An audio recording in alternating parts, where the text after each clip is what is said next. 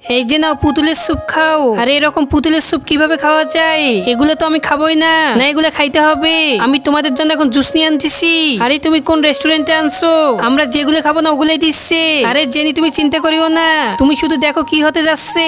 এই দেখো আমি তোমাদের জন্য জুস নিয়ে আসছি, দুইজনে দুইটা জুস খাবা। আরে আপনি কি পাগল হয়ে গিয়েছেন? আরে কেন আমি আবার পাগল হইলাম কেন? তিনজন আছেন, দুইটা জুস ভাগ করে খান। আরে আমরা তিনজনে দুইটা জুস খাবো কেন? আপনি তিনটা জুসই আনবেন। আমি এই দুইটা জুসই বানাইছি, আমার আর বানানোর সময় নাই। আপনার কোনো কিছুই খাবো না, আপনি স্যুপগুলাও নিয়ে যান। আপনি কি পাগল হয়ে গিয়েছেন? খাইলেও টাকা দিতে হবে, না খাইলেও টাকা দিতে হবে। এটা এইটা রেস্টুরেন্টের রুলস। তুমি তোমার রেস্টুরেন্টের বসকে ডাকো।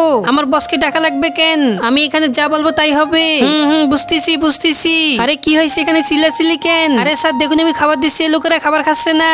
এরকম ফালতু লোক কেন রেস্টুরেন্টে আসে? এই তোমরা খাবার খাবা না কেন? আরে স্যার আপনি এখানে? আরে কি বলতেছেন, এটা আবার কেমন স্যার? আরে এইটা রেস্টুরেন্টের মালিক, পা ধরে মাপসাও মাপসাও। স্যার আমার ভুল হয়েছে, আমাকে ক্ষমা করে দেন। এই সব তুমি একটা কথাও বলবা না। এই ওয়েটারকে তুমি একদিনকের মধ্যে এখান থেকে সরাও। এরকম ওয়েটার যদি আমার রেস্টুরেন্টে থাকে তাহলে আমার রেস্টুরেন্ট ডাউন হয়ে যাবে।